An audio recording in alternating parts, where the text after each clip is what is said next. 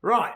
Hello, lads and lasses, and welcome back to Boys Down Under, where in the preview I did in fact say I did not expect any controversy, and boy, was I wrong, because there has been a fair bit of controversy, and we're going to break down today as to why VAR is on par with Monty Python for the best comedy act ever. But before we go any further, if you guys are enjoying the content and you want to help support the channel, the very best way to do so is to click the like button and that subscribe button, importantly. But without further ado, let's get into it. So very quickly on the game. Gutsy performance from the lads. A deserved 3 points nonetheless, and they showed tremendous character to win that match, facing all of the obstacles and hurdles we did. You know, when you concede 3 goals in a match, you don't expect to win, but we did just that, and we scored 1 more and took home all 3 points. That leaves us 4 points clear at the top of the table, thanks to a result in the west of Glasgow. But still take nothing away from that performance, because all 3 points was tremendously deserved. We played our hearts out, and while Aaron Moy did miss the sitter of the century, we won't focus on it. So, now, there's a reason I'm glad we took all 3 points. Firstly, because we open up an even bigger gap at the top of the table. But secondly, and more importantly, it means I can come on the channel, criticize the living daylight out of VAR and not be claimed to be a sore loser because, well, Celtic actually got a result last night compared to another team in Glasgow. Anyways, in the simplest of terms, VAR was shite. Where do we begin though? Let's begin with the first terrible call. Because that was the VAR, it was a VAR blunder, and it was the penalty call, of course. Now, while Tony Ralston was wrongfully robbed of a goal, that was simply not even down to VAR. The VAR could not overturn that. That was on Nick Walsh, who, of course, was so quick to give anything against Celtic in true Scottish refereeing fashion. Because VAR couldn't overturn that decision because the whistle was blown before the ball went into the back of the net. So while that had people up in arms, that's on Nick Walsh. That ain't on VAR. So we'll only stick to what VAR stuffed up. Now, the penalty call. So, Cameron Carter-Vickers, he catches Cam Devlin. Or does Cam Devlin catch Cameron Carter-Vickers? A bit on that in a second.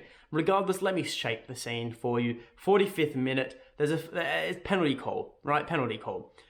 The ball goes up the other end of the field. It's booted out of play by the Hearts defender, and Nick Walsh, of course, stands there, one hand in his ear, the other hand covering the face of any player who is willing to talk to him. And it takes until the 47th minute for that penalty to be taken.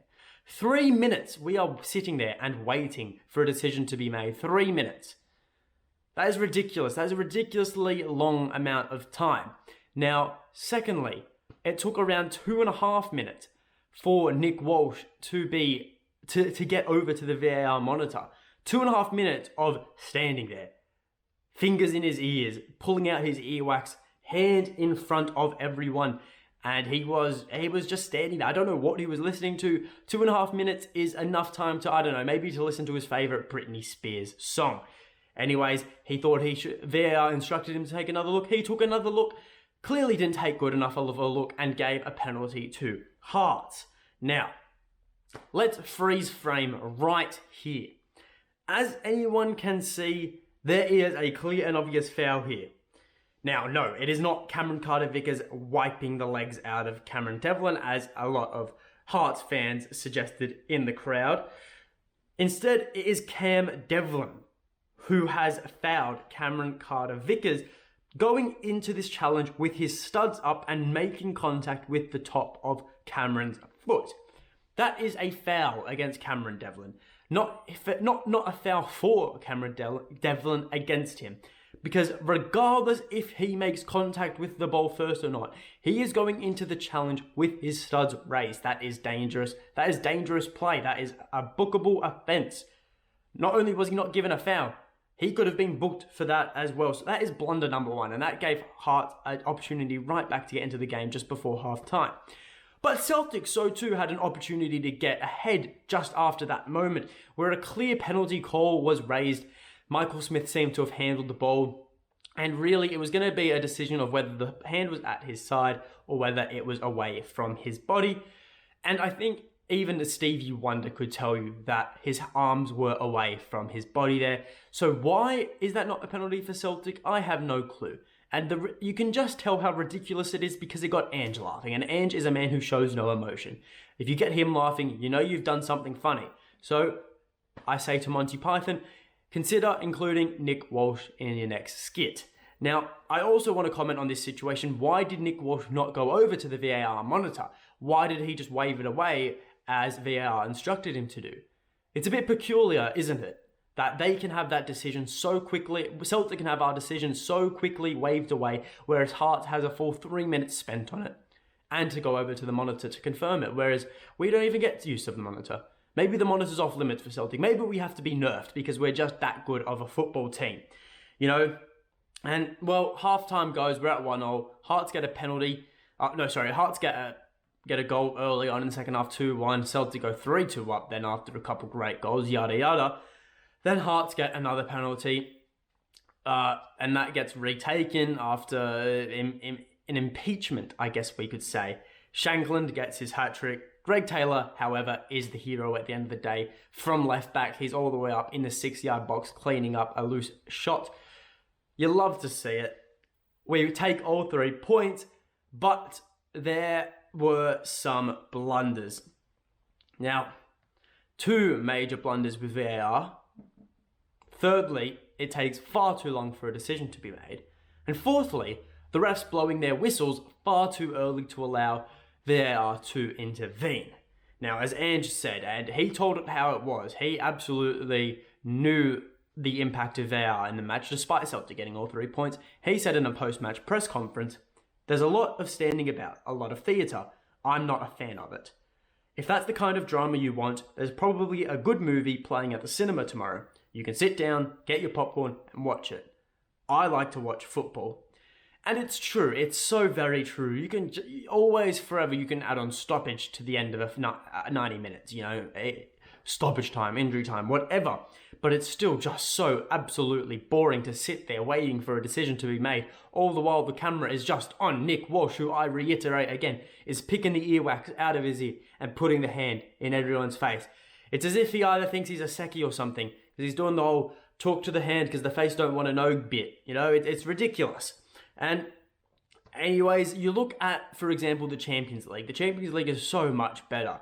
Decisions are made so much more swiftly. Even contentious decisions are made so much swifter than in Scotland. Sure, at the first weekend, mistakes are bound to happen, but that raises the question that why has the introduction of VAR been brought forward if these mistakes are going to be made? And personally, I feel some decisions. I think we need some answers to some questions, and the SPFL need to explain the referees' decisions. Because here in Australia, we have the NRL, the National Rugby League. Love the Rugby League. Anyone who's an Aussie, I'm a Dragons fan, up the Saints. Anyways, you will all know what I'm talking about. But for you folk in the UK, we have a video referee system where for tries, the video referee, the bunker they call it, they analyse the try to make sure there is nothing wrong in the lead-up, just as they do with VAR. Now, if the referee awards a try, it will get looked at. If the referee is unsure, he asks VAR, the video referee, the bunker, to have a look and make a decision. And there are blunders from time to time. No refereeing system is perfect. However, after each match week, the head of the referees, the boss of the referees, he has a press conference and he explains every single contentious refereeing decision to the public to make it a much more transparent system. Now, that is something I believe that could 100% be introduced into Scotland. I feel needs to be introduced into Scotland because some of the refereeing decisions that we saw on the weekend, we saw specifically in the Celtic Hearts game, it's baffling. I still don't understand why we didn't get a better look at the penalty for the handball. Why did Nick Walsh not go to the monitor? And why has the fact that Cam Devlin has gone into a challenge with his studs raised completely been overlooked? I don't understand it. Now, so too, the boring breaks in play. You know, why, like I said, wait 3 minutes for a decision to be made for Cam Devlin, whereas Celtic get 30 seconds. It was shambles. We all know that was shambles. And while I think I've ranted enough, it just baffles me, like I said, why we introduced it so early when these mistakes are, they're clearly mistakes and faults in the system. regardless, we still took all 3 points. You know, the blunders of the referees and the VAR did not cost us all 3 points, thankfully, because this would have been a much more devastatingly angry video. Regardless, there is going to be a time where I do believe those blunders will cost us all 3 points. But yeah, luckily it was not at the Maroon Graveyard they call Tynecastle. But that is all from me. So if you guys did enjoy the video, leave a like, subscribe to the channel, leave in the comments below your thoughts on the match, your thoughts on VAR. How did you think that go? Your thoughts on all the calls made. You know, whether you are you a fan of Andy Walker's "it is a fact" comment? It is a fact. That is a fact. That is why they don't need to use VAR. That is a fact. Just there was a lot of things to take away from last night, and we couldn't cover them all today. But I did want to get my little Andy Walker dig in, anyways. But leave a like, subscribe to the channel, leave your thoughts in the comments below, and until next time, hail, hail.